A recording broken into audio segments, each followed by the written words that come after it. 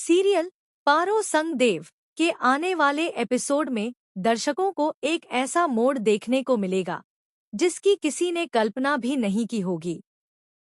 देव और पार्वती की जिंदगी में नया तूफान तब आएगा जब घर की सबसे प्रभावशाली और तेजतर्रार सदस्य देव की बुआ जी लंबे अंतराल के बाद अचानक घर में लौटती हैं।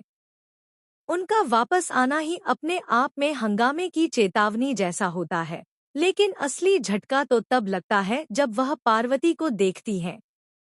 घर में एंट्री लेते ही बुआ जी सबसे पहले अंबिका का मुद्दा उठाती हैं।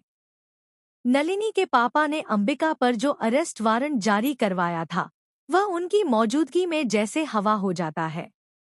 बुआ जी एक फोन करते ही उस वारंट को रद्द करवा देती हैं और सभी के सामने यह साफ कर देती हैं कि उनके रहते घर का कोई भी सदस्य बिना वजह अपमानित नहीं होगा।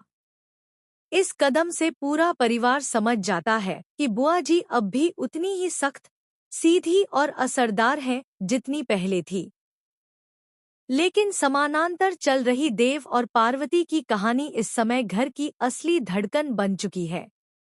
देव ने एक जोखिम भरे और भावनात्मक पल में पार्वती की मांग में सिंदूर भर दिया था, नाटक में नहीं, मजबूरी में भी नहीं, बल्कि अपने दिल से किया गया फैसला। उसने अपनी मां से वादा किया था कि जिस लड़की ने उसकी जिंदगी बचाने के लिए अपनी जान दांव पर लगा दी, उसे वह कभी नहीं छोड़ेगा।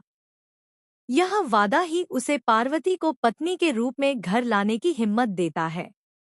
देव जब पार्वती का हाथ थामकर घर में प्रवेश करता है तो वहां मौजूद सब लोग चौंक जाते हैं, मगर सबसे ज्यादा स्तब्ध होती है बुआ जी।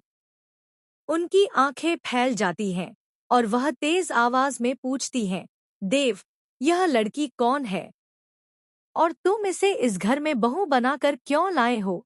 उनकी आवाज में गुस्सा से ज्यादा हैरानी होती है, लेकिन परिवार इसका अर्थ गुस्से से ही निकालता है।